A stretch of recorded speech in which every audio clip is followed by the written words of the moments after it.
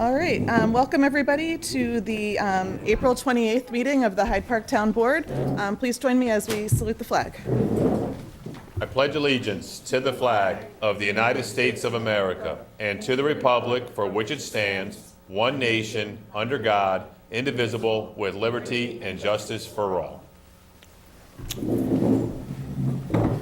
All right, we've got a big agenda tonight, and I'm Emily Svensson. I'm filling in for the town supervisor, and we have Pat filling in for the town clerk, so we're going to try to get through all of this. So the first item is a public hearing.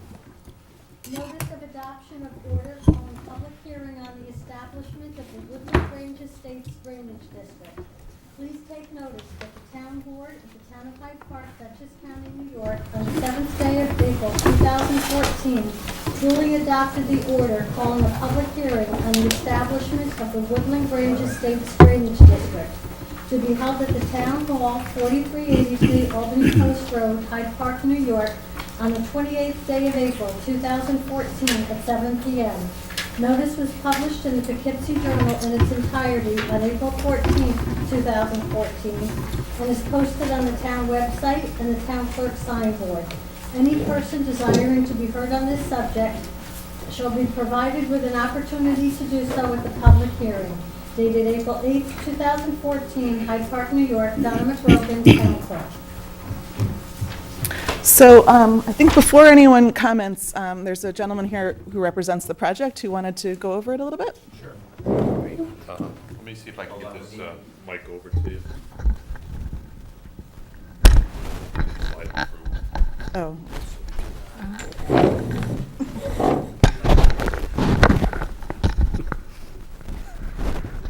It's attached. We used to, yeah.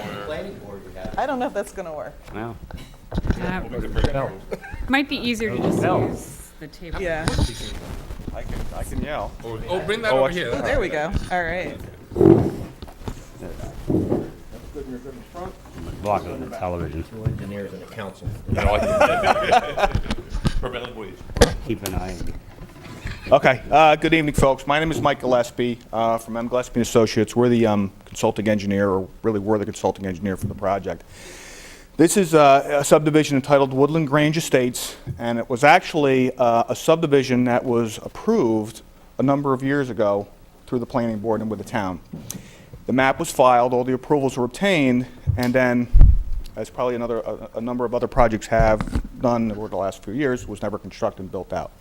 It's actually changed hands, I believe, at least twice. The current owners have decided that the timing is right, and they've started to initiate the processes by which to get things up to snuff and get things moving on the project. One of those things being is an integral part of the overall part of this subdivision, and this originally was a 32-lot subdivision. One lot has been sold. It did have direct access out to Forest Drive, and this is located on the south side of Forest Drive on the north side of town. So we're talking about 31 lots. As part of this, there were a number of drainage facilities that were required to be installed, and that includes catch basins and piping within the road, as well as catch basin or stormwater basins and things such as that. When we filed the map, typical practice was for effectively to wrap these facilities in easements, dedicate them to the town, and then the town, effectively the highway department, typically was responsible for maintaining those things. Well, even in the last 6 or 7 years, stormwater's changed quite a bit. And there's actually quite a burden related to maintaining these facilities. So that being said, rather than having the highway department coming in and taking care of these facilities and everybody in town paying for it, the trend has been to basically establish a drainage district. So for all of the parcels that are within this subdivision, they would be within a defined drainage district, and there would be an attributable fee that would be assessed on their tax bill, presumably. And that would be used for the purposes of making sure that these stormwater facilities were properly maintained and so forth. So effectively, that's why we're here tonight. That's a town board action, and we're looking to establish a drainage district so we can move forward. It's kind of it in a nutshell. Great. Great. Good. Yeah. Pete, you have anything to add to that, or? No, I think, Mike pretty much covered it. That this would just be the future homeowners and in the subdivision, that they would be responsible for the maintenance. And this way, it wouldn't put an undue burden on the overall town budget. So, and as part of this, we did prepare a map planning report, which is the first step that the town board needs in order to create the district. And this map planning report has been filed with the town clerk, and it outlines, the cost that would be assessed in, the first year, and as any of our other districts, the annual costs are assessed on an annual basis. And one thing to add, all of the infrastructure will be installed by the developer, so there won't be any capital cost to this. It's installed by them. It's inspected by us to make sure that it conforms with the plans and the town highway specifications. And then once the town board is ready to accept it, that's when, the district would, begin. So that's all I have to add. Okay, so let's open it up to public comments. Does anyone want to comment specifically on this establishment of the drainage district? I wouldn't think so, because there aren't actually any residents of the subdivision yet. It's Right. currently completely owned by the developer, so Yeah. makes sense. I just like to clarify it for myself. It's the first time we've done a drainage district. It'd be like the water district and the sewer districts that we own, or, and the residents would pay for Yes. the maintenance of that. Yes. And that fund is separate, in a separate fund, That's correct, only to be used. for drainage maintenance, And they would pay the town that money and as part of their tax bill, yes. as part of the tax bill. Yep. So the money is there, nobody can Yep. abscond with it, or if the Yep. developer decides he's not gonna maintain it, the money is. would still be there. That's correct. Okay. And this should be a lot easier to implement than our water and sewer district. Okay, that's what I'm thinking. Yeah. Okay. So even though the town owns it, they have to maintain it, is it? Yes, yes. Okay. Yes, that's correct. Any other questions or comments? All right, so I guess I would call for a motion to close the public hearing. So moved. And a second? Second? All in favor? Aye.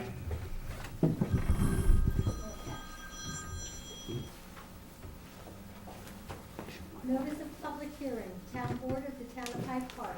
Please take notice that the Hyde Park Town Board shall hold a public hearing on April 28, 2014, at 7:05 p.m. at the Hyde Park Town Hall, 4383 Albany Post Road, Hyde Park, New York, on the proposed adoption of local law number 1 of 2014, entitled, a local law amending section 96-9D5 of the Town of Hyde Park Code. The local law amends section 96-9D5 of the code to eliminate the requirement of open space for lot line adjustments, where there will be no increase in the number of lots in the Greenbelt and waterfront districts. Any person desiring to be heard on said local law shall be provided with an opportunity to do so at the public hearing.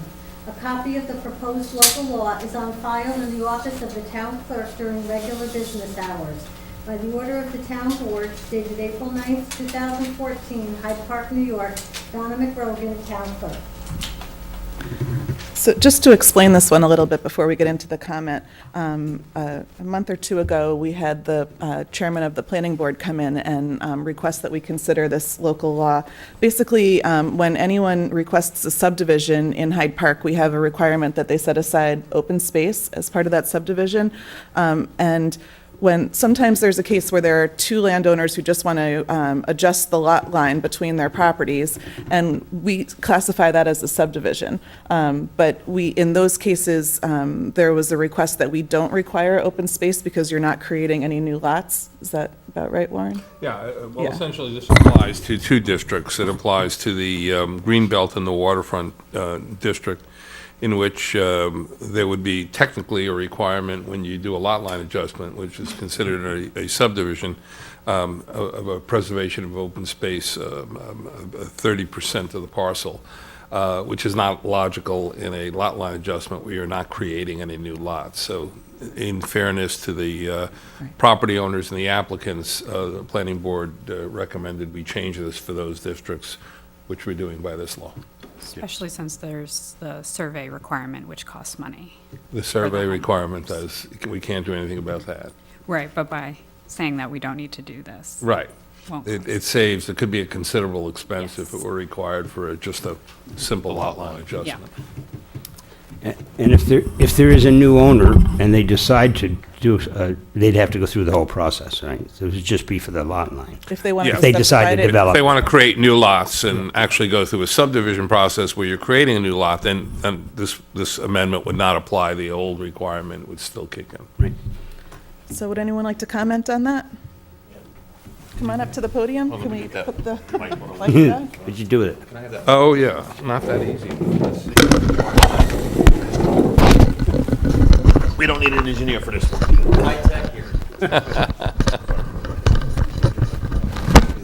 All right.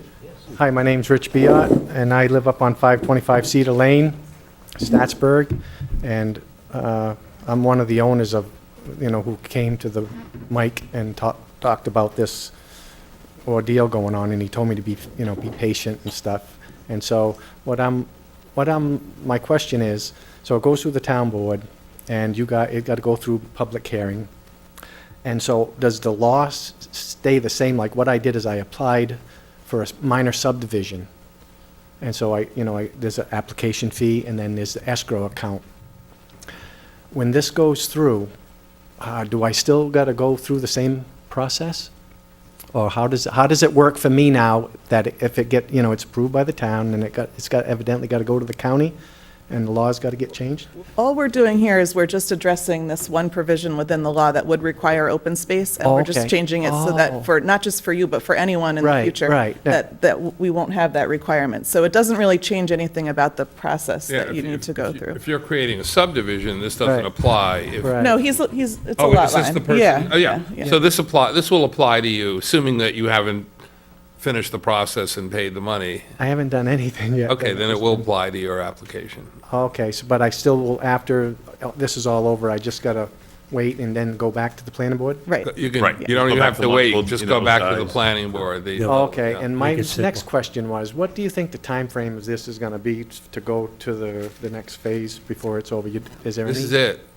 Yes. So as far as This this is- law, we're not going to be voting on it tonight because we still need to wait for comment from county Is this the one we planning. didn't get county? Yeah. Ah, okay. So we do need to. Was it county planning or It's the? actually the planning board. Planning board. So, because they didn't have a meeting in time. So Okay. we're going to I'm vote sorry. on it I'll at have the to May wait. 12th meeting. Okay. But I don't. Yeah, I'm foresee sorry, any- I had Yeah. forgotten that we hadn't gotten that Right. better. So Okay. technically, we're not permitted to vote on it. And I think you're Emily, right? Yeah, mhm. Okay, and so what you said is after middle of May, I should be able to start doing whatever I'm Yep. doing again. I mean, you After could the do it next right now, but right now, this 30% open space applies. Right. So No, I don't if wanna you do want to that. wait till that's Okay. over. Yeah, so Thank May you very- May Yeah. 12th, we'll be voting on that, and you'll be all set. All right, thank you. Thank you, appreciate it. Chances are it would pass. Any other comments on that? All right, so I'd entertain a motion to close the public hearing. Make a motion? Second? Second? All in favor? Aye. Aye. All right, so we're all set on that? Great. So we have 3 workshop items this evening, and then a bunch of resolutions. Right before we get into the workshop, our comptroller, Tom Carey, had asked for just a couple of minutes to go over the budget modifications that are in tonight's agenda.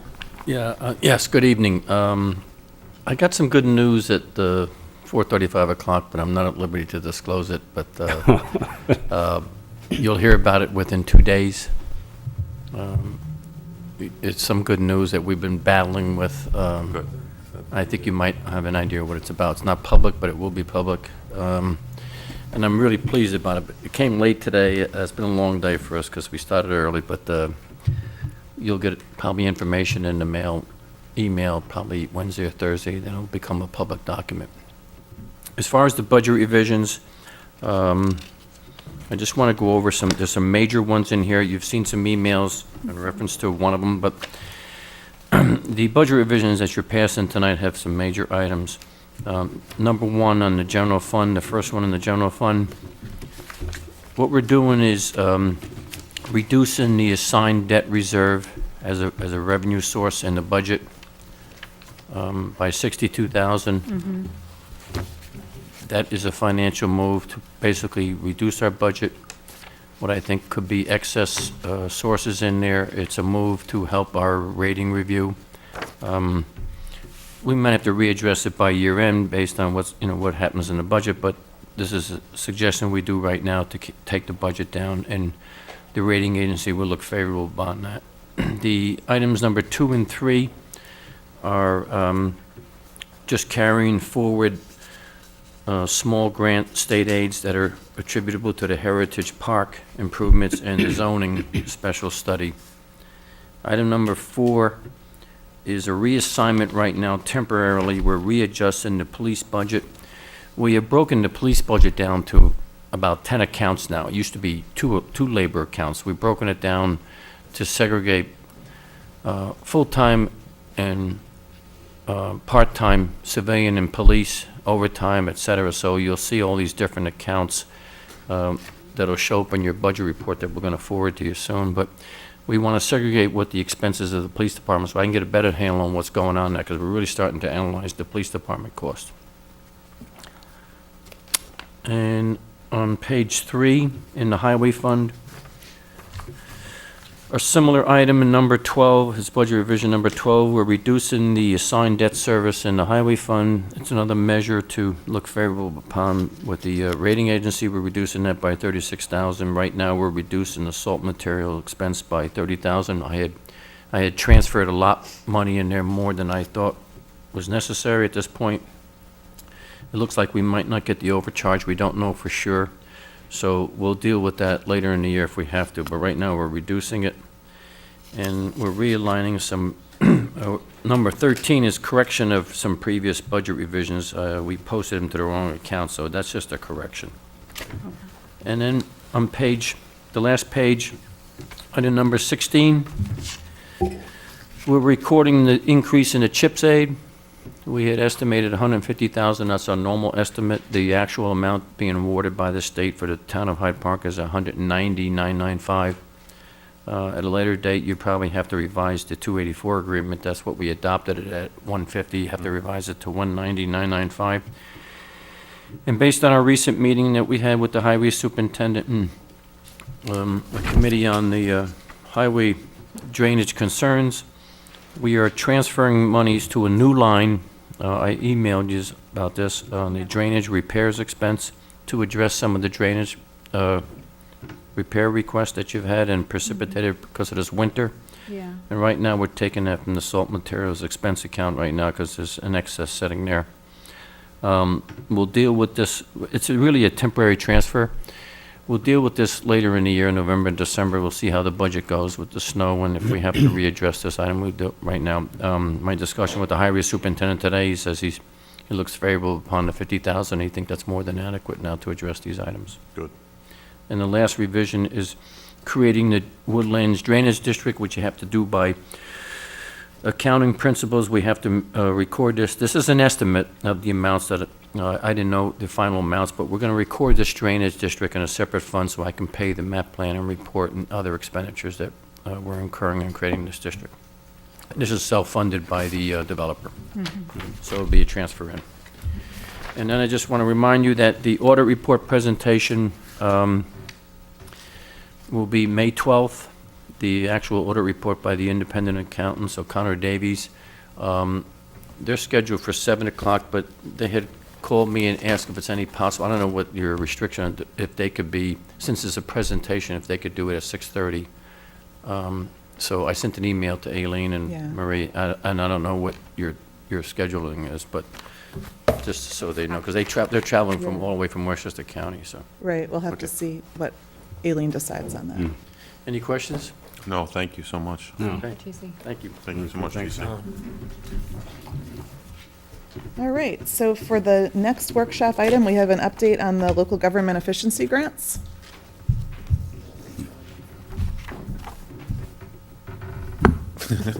Yeah, have a seat. It's a minefield. It is. Yeah.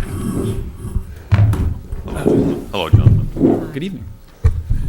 For the record, my name is Jonathan Cherns with the Dutchess County Water and Wastewater Authority, and I'm here to give you an update on the grants that the town is engaged with the Department of State. These grants look to fund an engineering, a legal, and finance update of all of your water and sewer systems, except for one. These include the Arbors water system, the Greenbush, Violet Avenue, Pinebrook water and sewer, Greenfields water and sewer, and the Quaker Hills water system. February 10th, the town engaged in a contract with the engineering firm Tybond Engineering as well as Clark Engineering and moved forward with the engineering component. April 10th of this month, we met with the engineering firm to understand the trajectory of their findings, and that'll all be incorporated into a draft report and a final report that we hope to have by the end of May. At this point, we have somewhat of an understanding of some of the systems. You have quite a range of conditions within those systems, and the findings that were presented somewhat reaffirm many of the understandings that the town had before. Some of the outcomes that will come from the engineering study are that you will have probable costs for the capital improvements that may be needed in some of these systems. The Dutchess County Water and Wastewater Authority is working to take those numbers and a little bit before the reports are completed, take them, add contingency, create planning numbers with order of magnitude to them, and then submit them to financing agencies with the state that can provide low interest loans and help the town to move forward with those capital improvements if they're needed. Another component of the study is to look at the possible reorganization of these systems under the ownership of the Dutchess County Water and Wastewater Authority.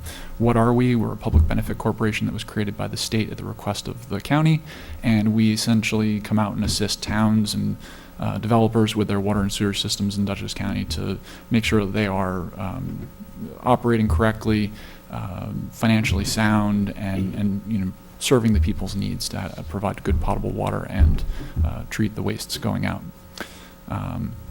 Looking forward to the end of May, we're looking to have the financial reports, which will be a comparison between the town's operating budgets and how the authority would operate the systems. We'll also have hopefully at that time, a legal report that'll address any issues that may come up with the transfer of these systems, any purchase agreements for water. There's a lot of different legal components that may be a part of that refinancing debt. And all of this will be wrapped up into a study and a plan, which the town will have a series of public hearings on so that the customers of these systems are fully understanding what it is the town would like to do, or if the town so chooses to transfer the systems to the Dutchess County Water and Wastewater Authority, how we would move forward with them. I provided a more detailed synopsis of the work so far, speaking to all these different points. On the back side of the document, there's a anticipated schedule of how we look forward to completing this. Beyond those public hearings that I mentioned, the town will most likely have a decision point of whether or not they would like to move forward with the systems, modify their budgets, develop capital improvements, or seek to transfer the systems to the Dutchess County Water and Wastewater Authority. If we go that route, we'll be looking at, in October of this year, starting the creation of Park County sewer districts and zones of assessment under the county water district. And we could have those completed by January or March of 2015, with closing sometime thereafter with assets and fund balances moved over. Essentially, the Water Authority would operate similar to the town in the way you operate the system. Some of the big differences are that we have professional staff, that all we do is water and sewer. We have a staff engineer, operators, and so on. We do also use contract operators, but we pride ourselves in taking a very close eye of watching the systems both from a physical and financial standpoint to make sure they're operating well. Question? Great. I know you put a lot of time in. I've been with two of the systems. I'm just amazed on how much work and effort you put into it, and I want to thank you. I know the committees, you bring them up to speed. You've been real honest with them, with good, bad, and ugly. And as a town resident and a councilman, I want to thank you for all the effort that you're putting in. So thank you. Thank you.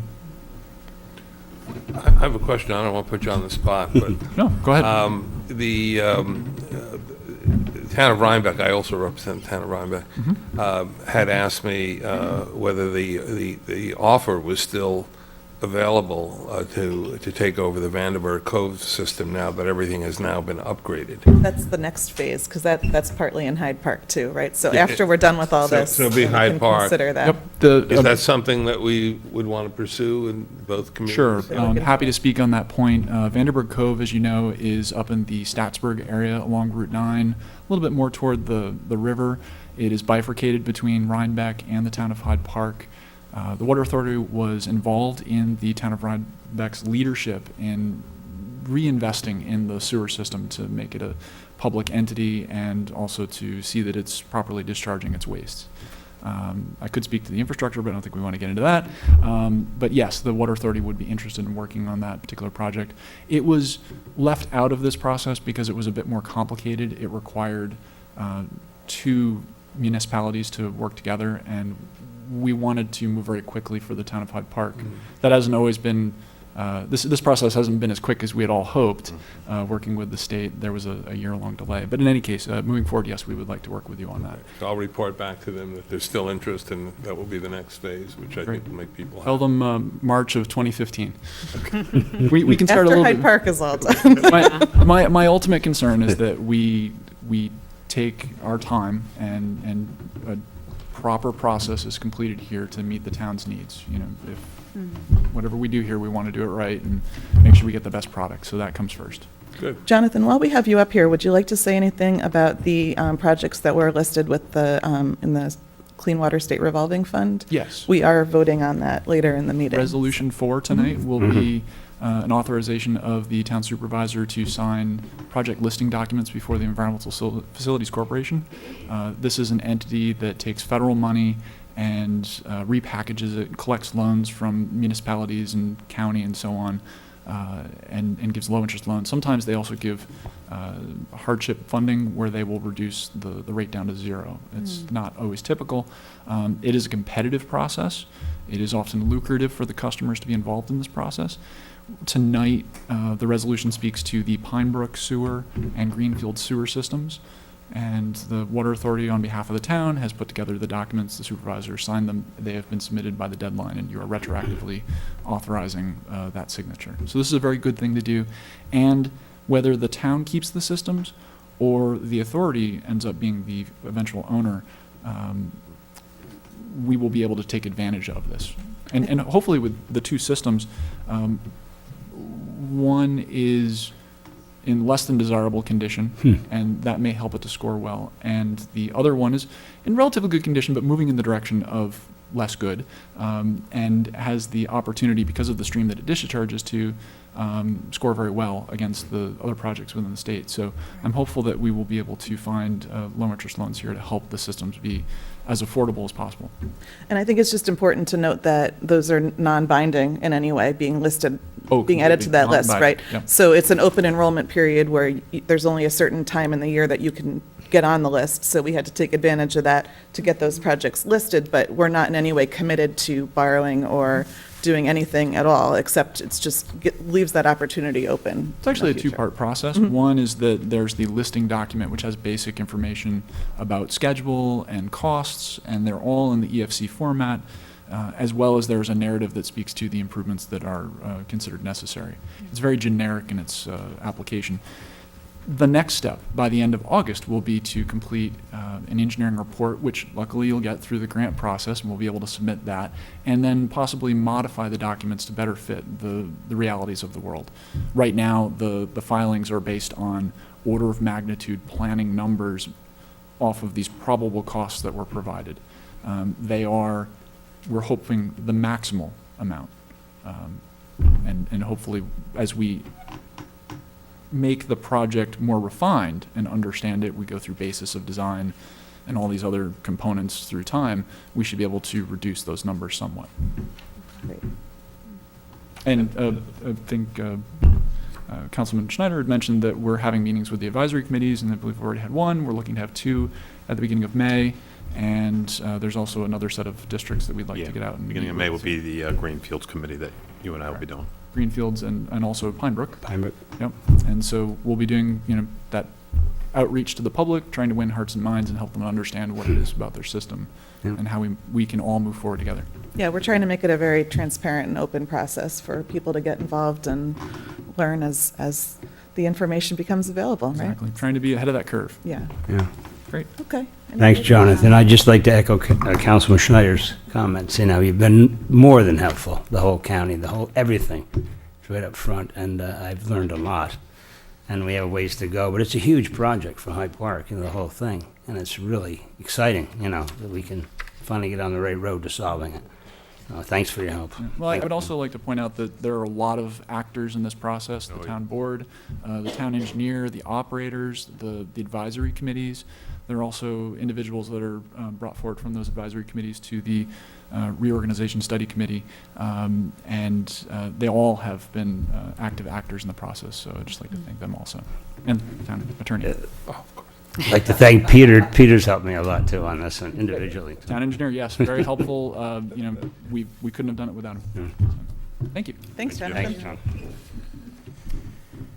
So next on our agenda, I guess May is Lyme Disease Awareness Month, and the supervisor was approached by Dr. Horowitz, who is a local doctor who specializes in Lyme disease, and just wanted to give the public a little information on prevention and prevention of Lyme disease, basically. Okay.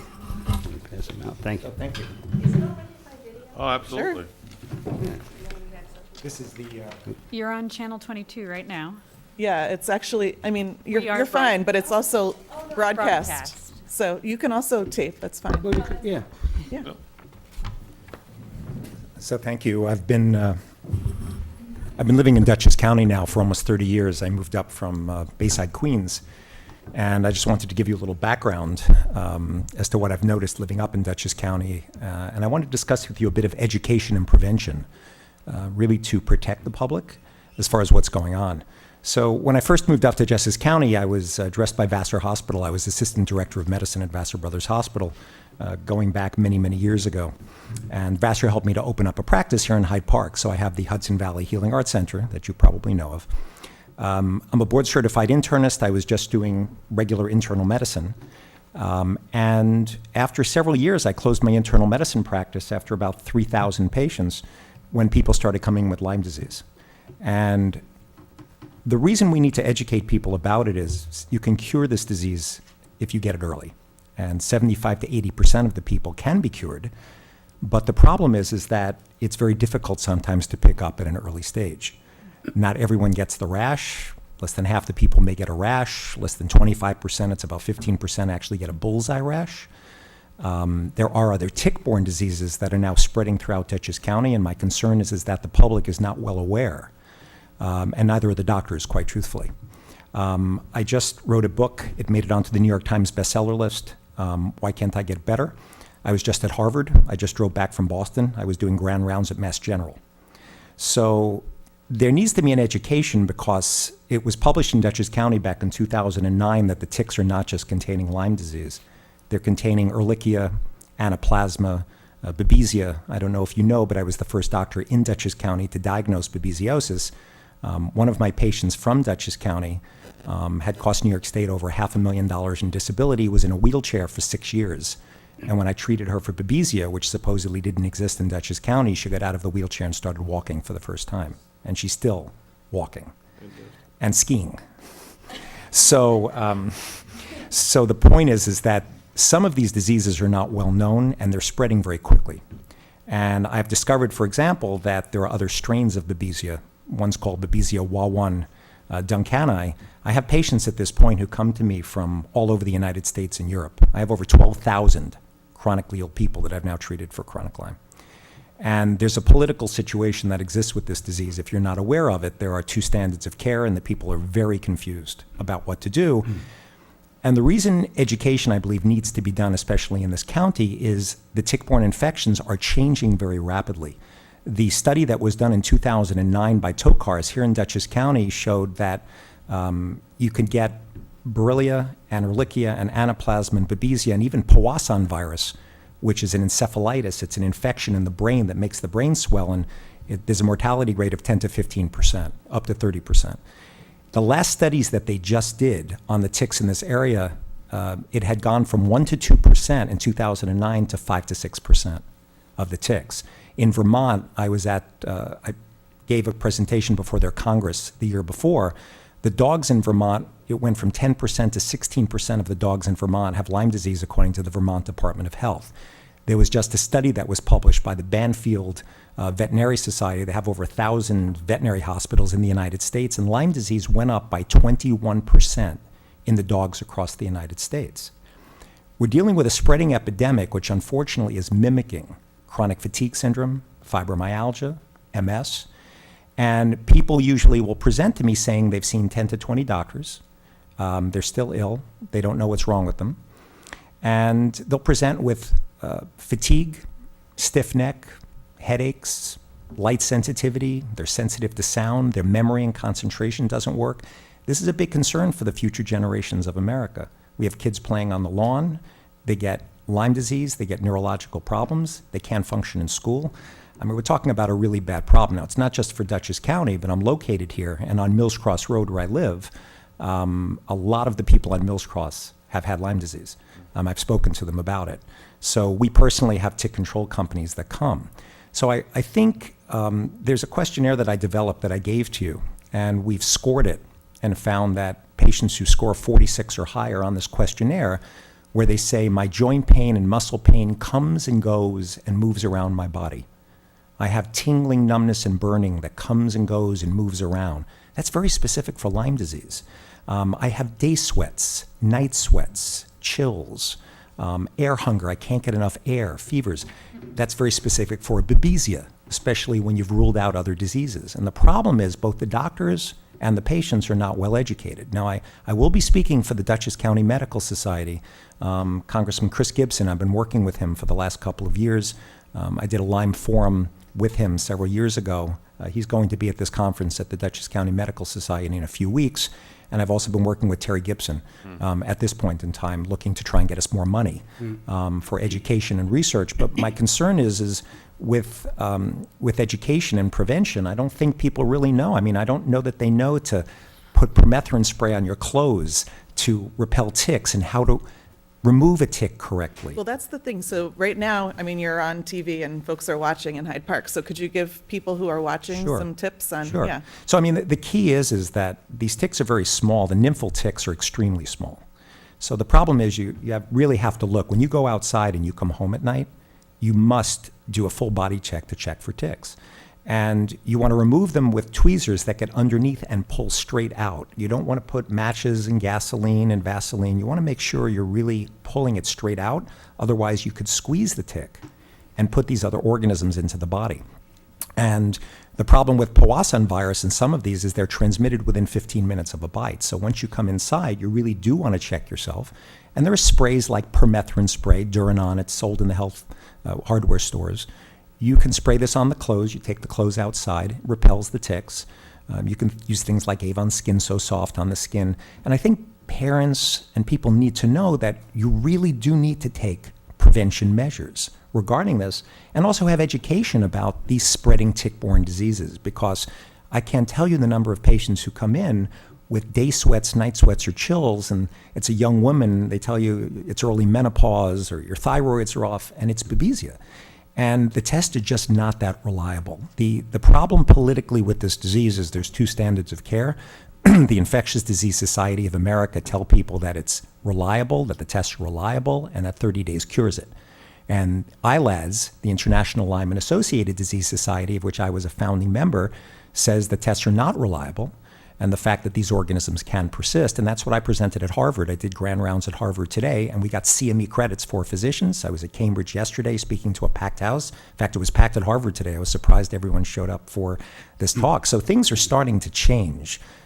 But because of the two standards of care, people are confused. And I think teaching people about this, about the two standards of care, the fact that there is scientific evidence that it can persist, that's what's in my book about the hard science behind it. And maybe for Dutchess County, even getting research money at this point, there are some new things that are available to start killing off the ticks.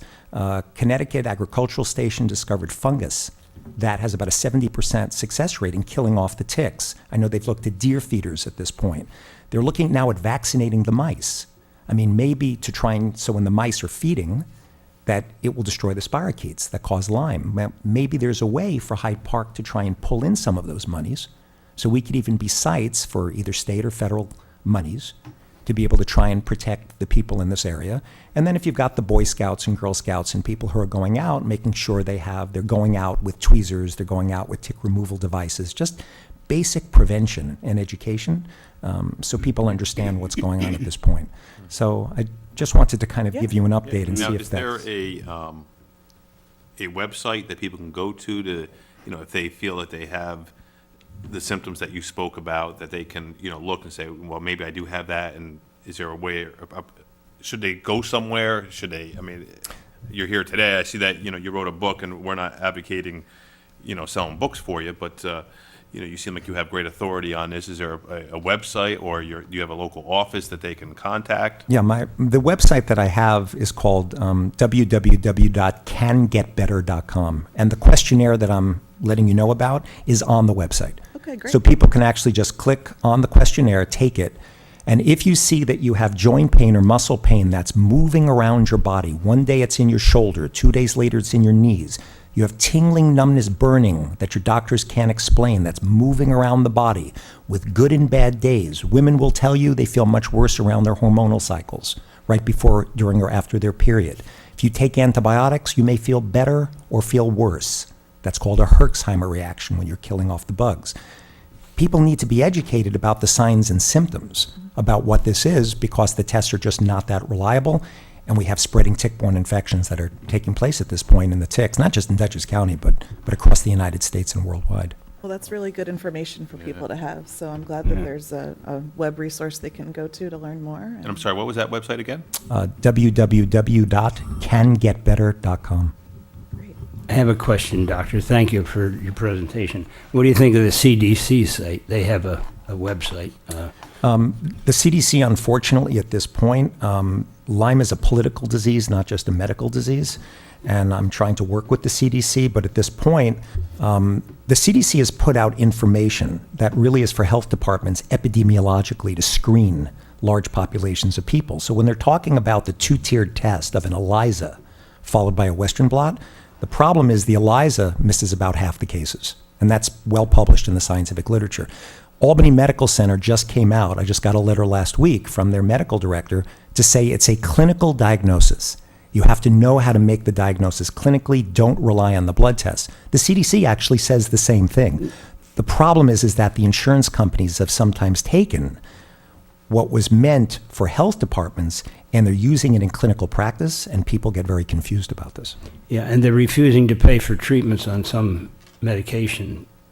It's not so much the CDC is refusing. No, I but know that. The insurance companies. Yes, exactly. in fact, I had problems with some of the insurers here in Dutchess County. I'm aware of that. Because when I discovered babesiosis, it was expensive to diagnose and treat it, and they said, oh, it doesn't exist. And now Rick Osfeld from the Carey Institute, from the Institute for Ecosystem Studies, I spoke to Rick a few months ago, up to 41% of the ticks in Millbrook now contain babesia. It was 3 to 4% 13, 14 years ago when I first reported this.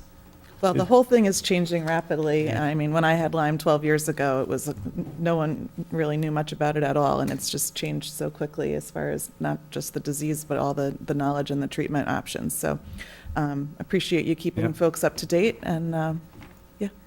And- Sure. Yeah. Is your talk to the Dutchess County Medical Society, is that open? That's Is a, that a closed thing? it's a good question. I'm not actually sure at this point. I need to check with them whether it's just for health. Jill, do you know? Okay, so it is open to the public for the Dutchess County Medical Society. How would you register? You could just say that. And you didn't mention, I didn't hear you mention DEET. Is that of any value? Yeah. DEET is a value. What you have to be careful about with DEET is it's a neurotoxin. It can be dangerous. So if you're going into a really highly endemic area, yes, you may need to use some DEET, but some of the natural methods are better. But yes, if you do use it, just once you get out of the area, wipe the skin and clean it, because it's not good to have it absorb into the skin. Thank you. Okay. Yeah, I don't want to get into too much. Okay. Yeah, I just, we do need to move on. If you have a quick question, it's fine, but I just don't want. My name is Rachel Dildoyan, and I live on Mill Road. I've been a Hyde Park resident for over 30 years, but I can't claim Dutchess County as being where I got Lyme disease. I believe I got it 50 years ago in Delaware, before it was even recognized as a disease. So I've been suffering a long time. But what I want to tell you is that I belong to several organizations. One, I've run a support group for 26 years in Hyde Park to offer support and education to residents in this area. And I would welcome any of you to come out to our support group to see what the patients are going through. We meet on the second Wednesday of every month, and we do a lot of education. And where do you meet? At the Pleasant Valley Presbyterian Church next to the cemetery. So That's could you the- give, in case someone's listening Yeah. and wants to join you, can you just repeat that? Where The and when? Pleasant Valley Presbyterian Church next to the cemetery, between the library and the cemetery. And the second Wednesday of the month? Every you said? month at Okay. 7:30, and you can just come, and we're handicap accessible.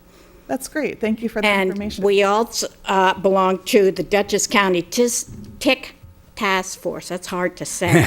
And the county has been working on these lines to eliminate the ticks, to prevent the disease. They have a website in association with them, which is Stop Ticks.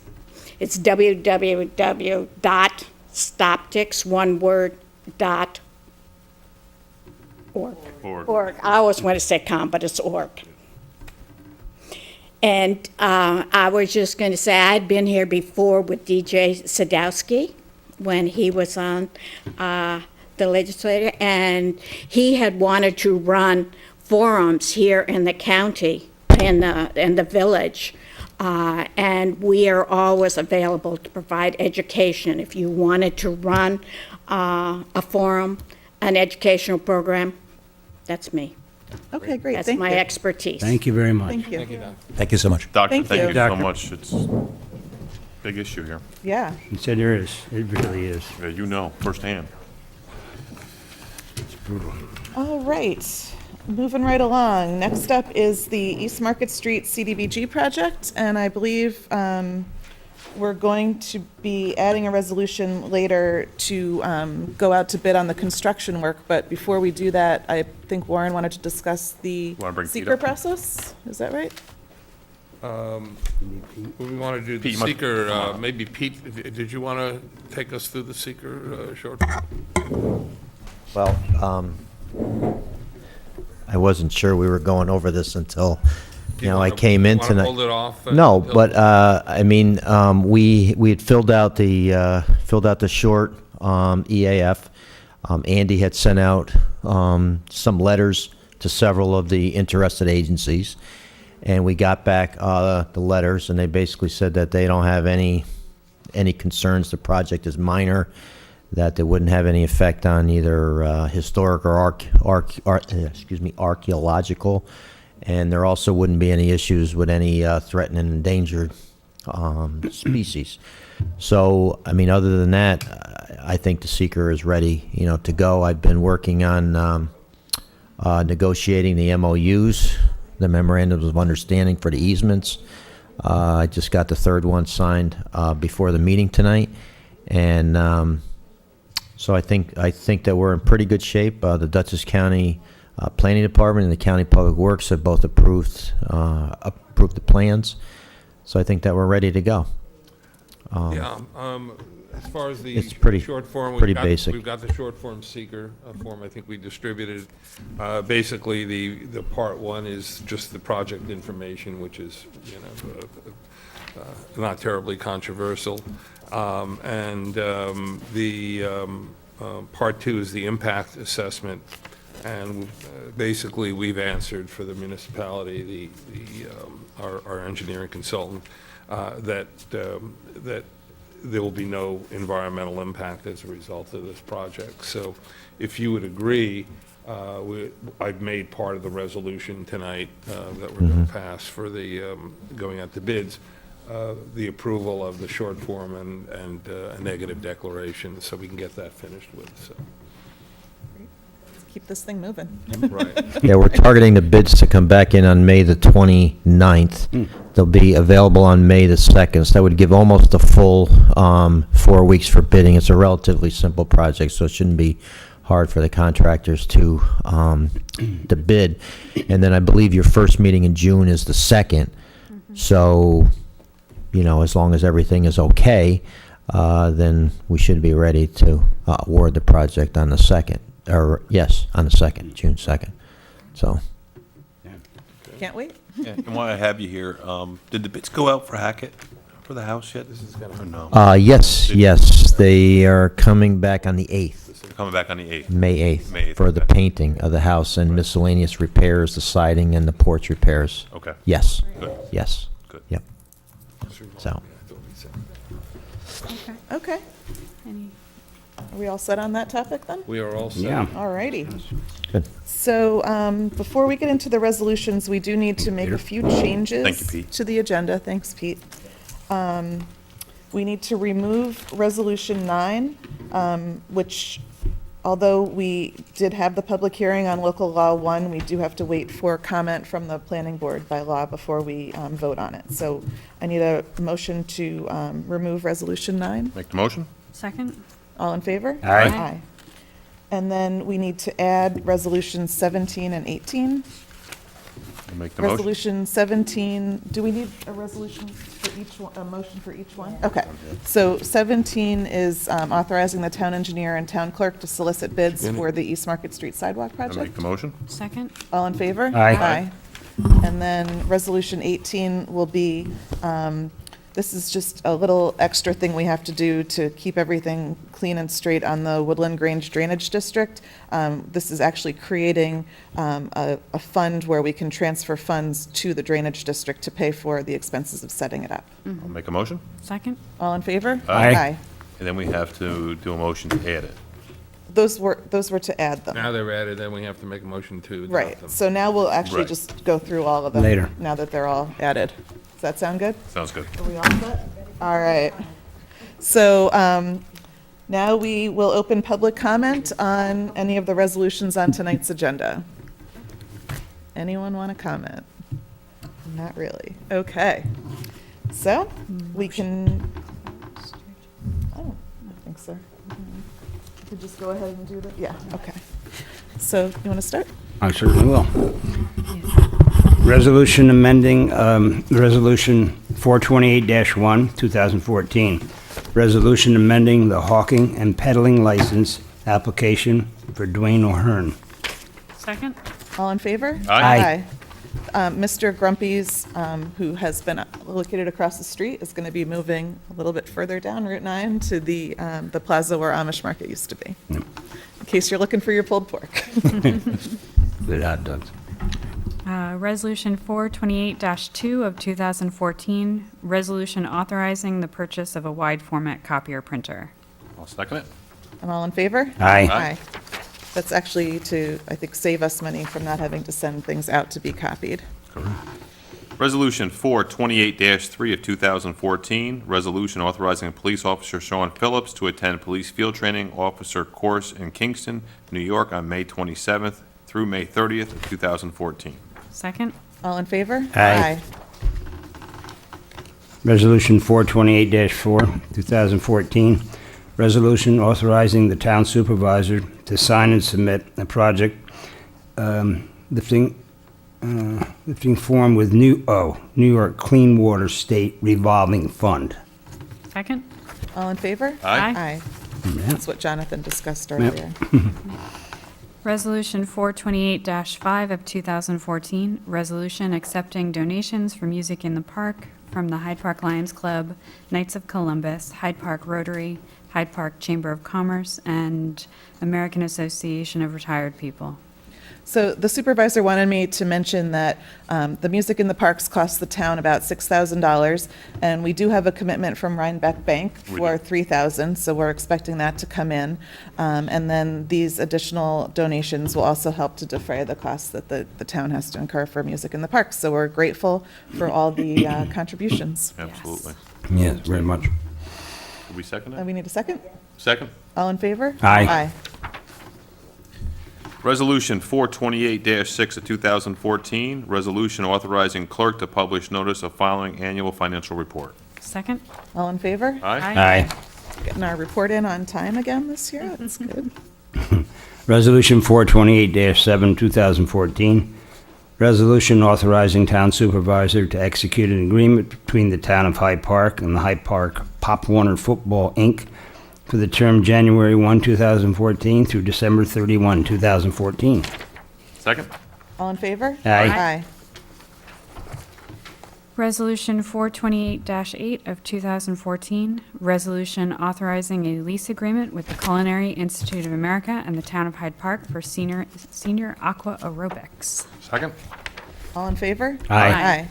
I didn't realize that, but all we pay for is just for the The lifeguard. lifeguard. Other than that, we're able to use that pool for aqua aerobics. That's It's pretty really- nice. They've been doing that for several years for the seniors. Yeah, Absolutely. it's pretty nice for the CIA to provide that, and a lot of people Absolutely. take advantage of it.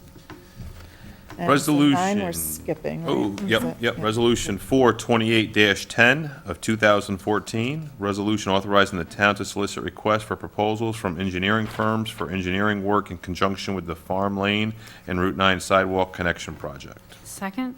All in favor? Aye. Aye. Resolution 428-11, 2014, resolution authorizing the conduct of the Two Taste Vintage Run in the town of Hyde Park on June 8, 2014. This is pretty exciting. The Two Taste Restaurant is organizing a vintage run, which will be on June 8th, and it'll be in a route around town. Ken, do you have more information on that, or? They're going to end at to taste. They're going to have some wine tasting and things like that. So it's really a great thing for the town. Actually, June 8th is going to be a real busy day for the town. We're going to have the race in the morning, which will end at to taste. And then for people that don't want to run, they can head over to Greenfields June 8th. That's going to be our fishing derby day. Oh, cool. Where we're going to be stocking the pond over there with a whole bunch of trout again, and DEC will be there giving out fishing poles and things like that. So we're going to have a lot of activities going on June 8th. I'm really excited that To Taste is heading the run, and it's going to be a beautiful time of year for that. So, That's great. Second. All I right. have one question on it. yes, They mentioned the route of the race. yes. And there's one road here called Dock River Road, and I don't know what that is. And a constituent of mine asked me also, and there's that Dock Street Bridge that's, So we took that out. Is there? the road's closed. That Just was one of River the Road. roads that they had in the list, but I'd never heard of it either. So I put it I mean, there's no such road as that. I think it's just River Road. Yeah. Yeah, Yeah, that's maybe a it's mis- just River Road. It's just, So- River- They it's put just- it down as Dock River. It's just, Road. Just cross- it's just River Road. Dock You can out. take out the dock. Correct. Okay, that's what I figured, because they're not going to, Yeah, it's going to go Fuller to River, Right. West Market Street, Yeah. Vanderbilt River Road. property, and then back over to Taste. Do okay, good. Good catch. I didn't even see that. Yeah. we need to make an amendment to that? I don't know. Is it I necessary? was gonna say, approved as amended. Approve as amended. So we're going to take out the Dock. Dock River Road. Great. Just leave River Road? Right. Yeah. Does that sound good? And we already had a second. Okay. All in favor? Aye. Aye. Is it my turn? I think so.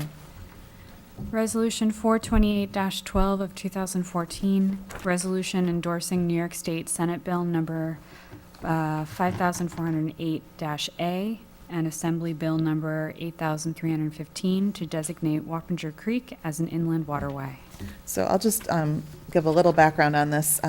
I was asked to attend the Wappinger Creek Intermunicipal Council meeting a few weeks ago, and the Wappinger Creek, a little tiny bit of the watershed, the area that flows into the Wappinger Creek, is in Hyde Park, but most of the creek is more in the areas of Pleasant Valley and Wappinger and through that way. And they are interested in having the creek designated as an inland waterway because it'll allow those communities to have better access to funding for projects along the creek. And they asked everyone in the watershed to help by endorsing this action that the state is taking to make that designation.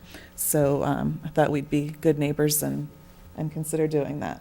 Yeah, absolutely. Yep. I'll All second. right. All in favor? Aye.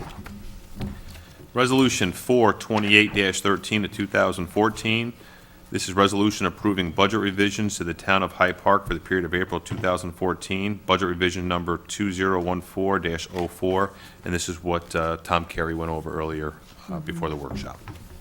Second? All in favor? Aye.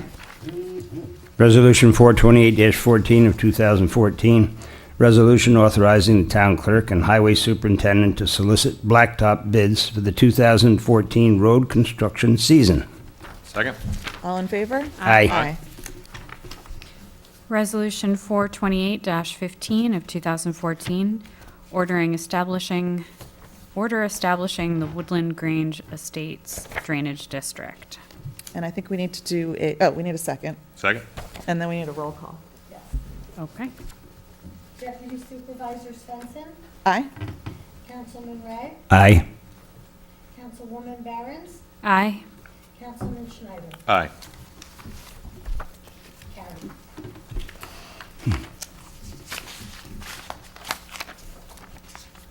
Resolution 428-16 of 2014, resolution authorizing the town supervisor to execute an amendment to a contract with H2M Architects Engineers for planning services to assist the town in the review and update, if necessary, of the zoning regulation for the Hyde Park Historic Crossroads area and Hyde Park Town Center. This is just the next phase of that project. Second? All in favor? Aye.